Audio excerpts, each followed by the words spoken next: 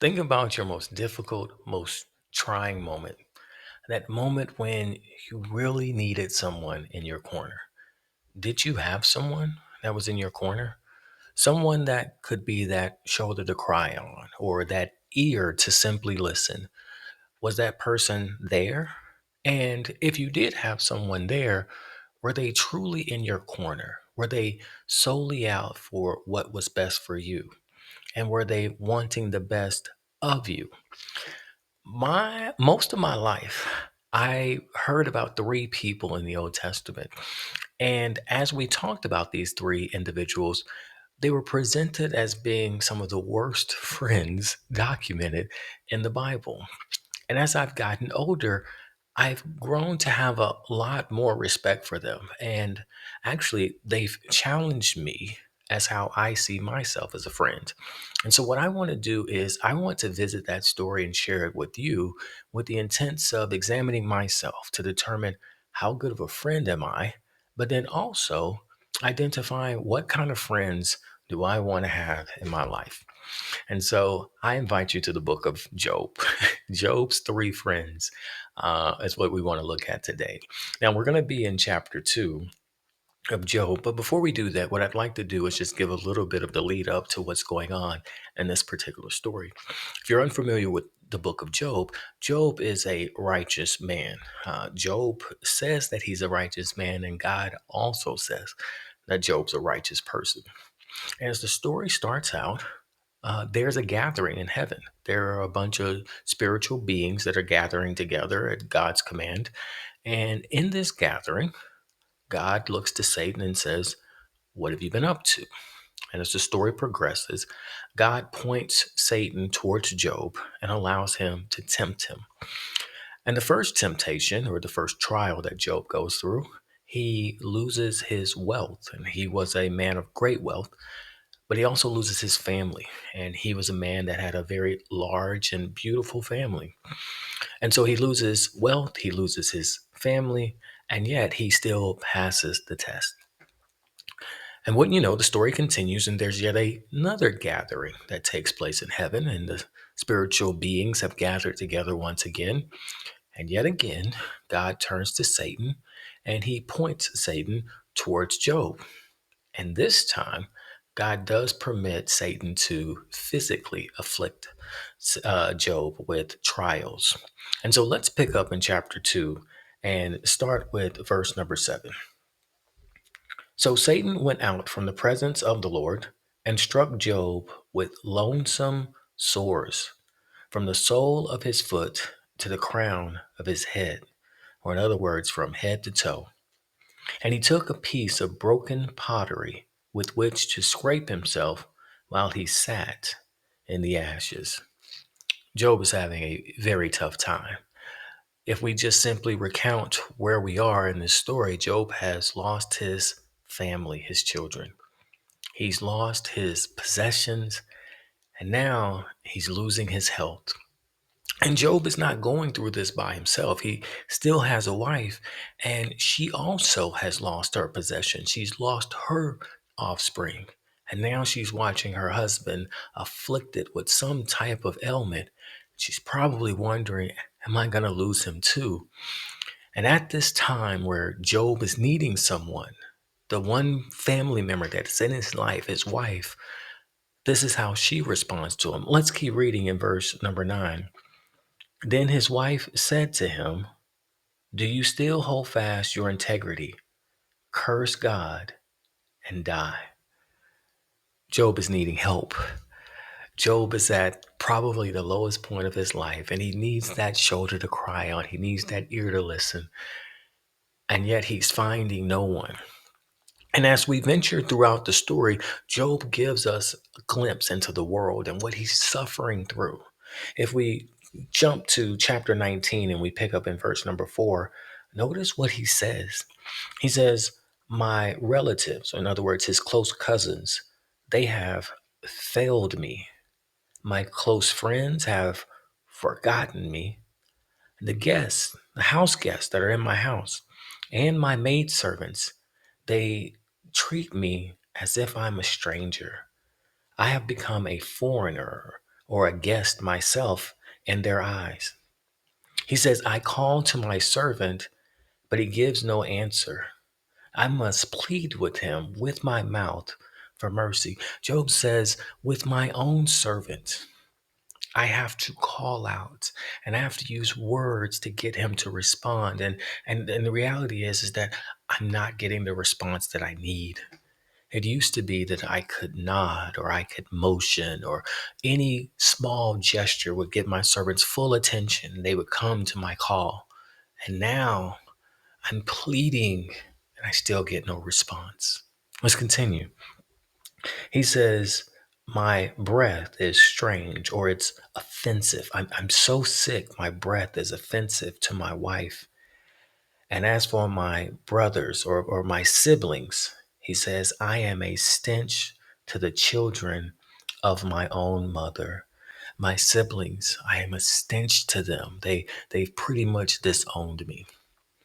And to completely summarize where he's at, notice what he says in chapter 17 and verse number 1. He says, my spirit is broken.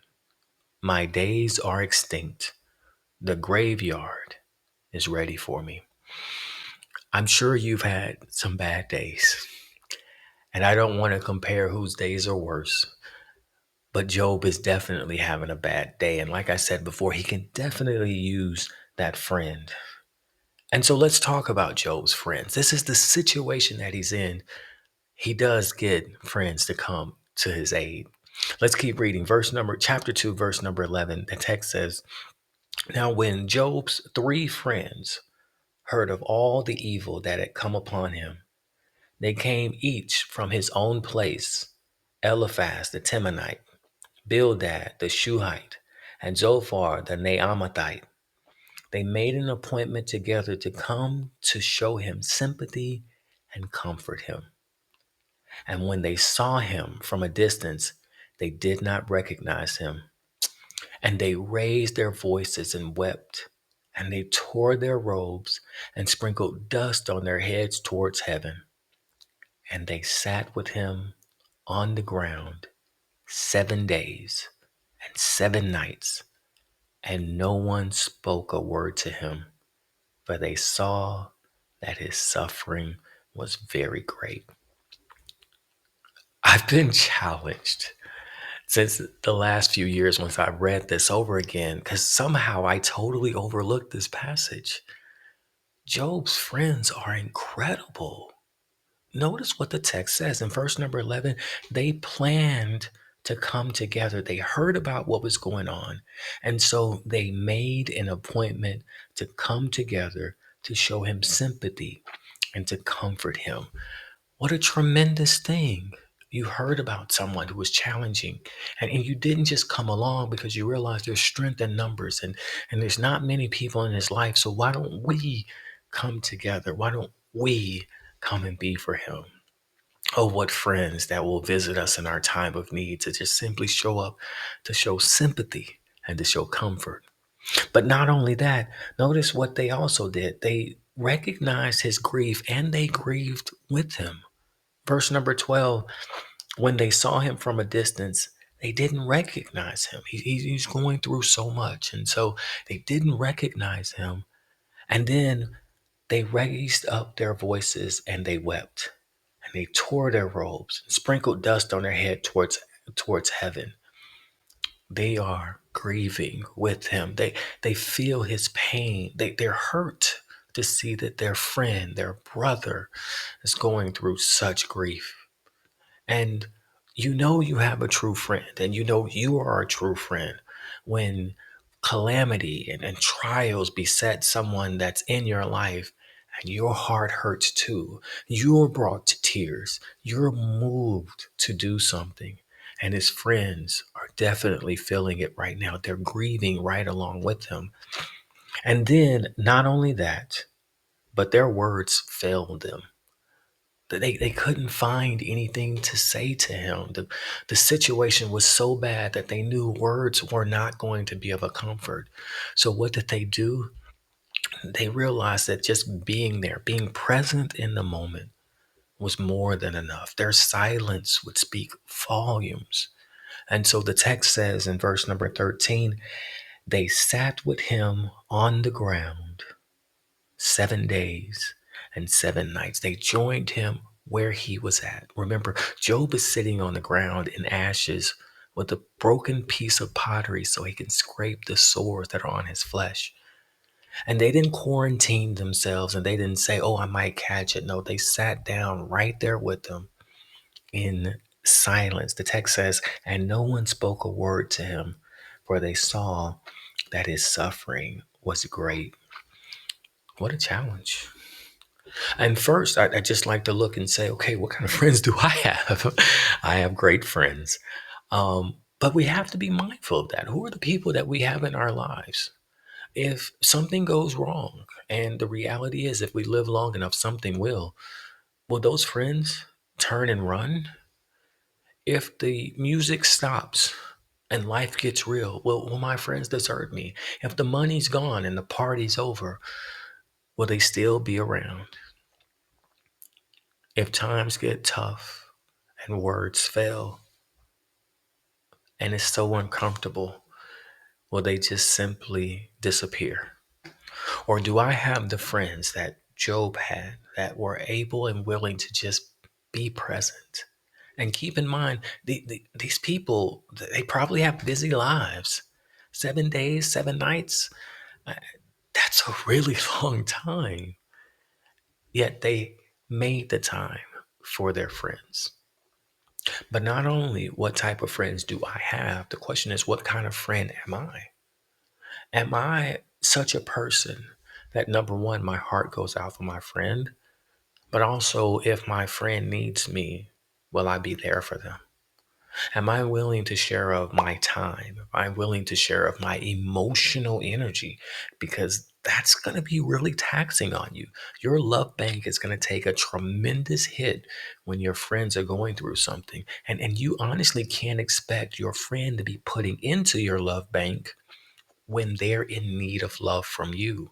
And so, do I have the fortitude and do I have the mindset that I can be there for my friend? Am I willing to take the time that it takes? And am I connected to my friends such that when they rejoice, I rejoice, or when they grieve, I grieve? That's the kind of friend that I want to be. I want to be like these three, there for my friends, there for my family when they truly need it. Now, I mentioned that most of my life, whenever hearing about these gentlemen, they were not referred to in the greatest of lights. And that is because they, like me, and presumably like you, they're flawed. And their flaws are on full display for all of us to read about and to see how flawed they were. And yet, even though they're flawed, they were still good friends. Their flaws, they came from a good place. These friends were not out simply to berate Job. They were not problem makers. They weren't reveling in joy because Job is having a bad time. No, they really meant it. And so after 7 days, Job actually launches into a bit of poetry. And he actually is cursing the day that he was born. And at the end of that, what ensues is essentially an intervention. Again, they're not trying to berate Job or belittle him. They're actually trying to intervene because, based on their life experiences and their perspective of how the world works and their understanding of God, and also Job's words that come out of his mouth, they feel like Job is going down the wrong path and that they're working to get him back on the right path. Again, good intentions, but maybe a little bit misdirected. Notice what they say in Job chapter 4, verses 1 through 2. This is right after Job has done his poetry and has cursed the day in which he was born. Job chapter 4, verse 1. Then Eliphaz the Temanite replied, Job, suppose someone tries to talk to you. Will that make you uneasy? I can't help from speaking up. Jump down to verse number 7. He says, remember who that was innocent ever perished? Or where were the upright cut off? As I have seen, those who plow iniquity and sow trouble reap the same. By the breath of God they perish, and by the blast of his anger they are consumed. His friend is saying, Job, you really need to take a look at yourself. You and I both know how the world works. He says, when have the upright person ever had hard times? And when have an evil person actually got away with it? God just consumes them. And so that's how he sees it. He says, Job, all this stuff is happening to you. We all agree that when bad things happen to people, it's because they're living estranged from God. They're not following God's path. And that's essentially the intervention that he and his friends are going to have with Job. And it's challenging because his friends, again, mean well. Now, the reality is, Job's friends are flawed, but so is Job. His friends are saying, we all understand this is how the world works. And when they say we all understand, well, Job feels the same way. The only problem is Job is like, wait, I didn't do anything. And yet this is happening to me. Notice what Job says in chapter 12, verses 2 through 3. He's getting a little bit frustrated, by the way, and I can understand why. He says back to his friends, no doubt you are the people, and wisdom will die with you. So he's getting a little bit of smart aleck. And he says, okay, you're the only wise people out here. And when you pass away, well, I guess we're all going to be a bunch of fools, right? Continue reading. He says, but I have understanding as well as you. I'm not inferior to you. Who does not know such things as these? He says, the things you just told me about how the world works, I know that. And what Job is acknowledging is that I think the same way you do. It's just that I'm going through these struggles and it's really challenging me right now because I'm innocent. I didn't do anything wrong. Again, I share all this because his friends are well intentioned. And as a matter of fact, had the shoe been on another foot, Job would probably be one of the persons that's doing the intervention, telling them that, hey, you're not living right. And so that's just simply how it worked. And so I bring this point up to say, if you have good friends in your life, know that they're not going to be perfect. There are going to be times where they're well intentioned and they just make a mistake. But hold your friends still close. Hold them dear. Whether it's friends or family, we all make mistakes. We're all flawed. Job was flawed. His friends were flawed. But his friends were there. And keep in mind, his friends, they're trying to do a great thing. Notice what James says in James chapter 5, verse number 19. He says, brothers, if anyone among you wanders from the truth and someone brings him back, let him know that whoever brings back a sinner from his wandering will save a soul from death and will cover a multitude of sins. Job's friends are concerned about his soul. And so sometimes we get it wrong. Okay, that's fair. I'll get it wrong. You'll get it wrong. But if you have good friends, and if you are a good friend, then love will cover a multitude of sins, a multitude of discretions, and you'll be better off for having those friends in your life. I hope that I can be a good friend, just the way that these three were. I hope I can do a little bit more of being right as opposed to making such serious accusations and being wrong. But Job and his friends grew together. On that same day, they both saw the power of God. And God corrected Job, and God corrected his friends. And at the end of the day, all four of them had a better understanding and a better appreciation of God and how God worked. Because the reality is all four of them totally misunderstood how God worked. Again, they went through a trying time together and they were better for it on the other side. And I can only imagine what their relationship was like after that. I bet their friendship only grew stronger. I hope you have friends like that. I hope you are a friend like that. May God bless us all in that particular regard. I want to read one last passage to you. I want to read about Job and his friends. Now, when Job's three friends heard of all this evil that had come upon him, they each came from his own place: Eliphaz the Temanite, Bildad the Shuhite, and Zophar the Naamathite. They made an appointment together to show him sympathy and comfort. And when they saw him from a distance, they did not recognize him. And they raised up their voices and wept. And they tore their robes and sprinkled dust on their heads towards heaven. And they sat with him on the ground 7 days and 7 nights.